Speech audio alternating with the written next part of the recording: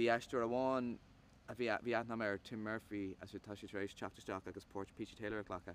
D'oibriú mé le Tim blianta fado hin Holland Los Angeles agus bhí kind of aithne agan Eric Éile agus an sin who is session right can scan an éagsúil íanamh. So just nuair bhí a scríb an sráseála Marcus Fleming bhí an ról seo Peachy Taylor an agus fiúháin nuair bhí mar a chur le chéile bhí Tim in Magna an Tamar fad. Peachy Taylor, he's the bad guy coming into town, very Western type character. Myself and Duane Howard, who was in The Revenant, we play basically the two bad guys arriving into town. So very kind of typical Western.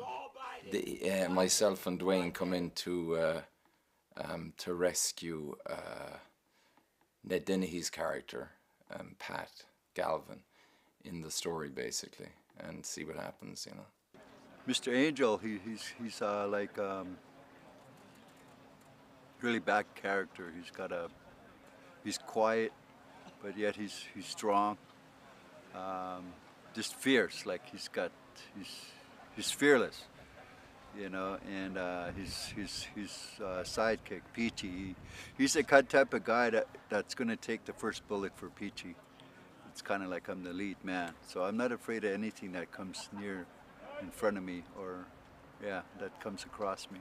He goes throughout the movie, taking people's lives and stuff.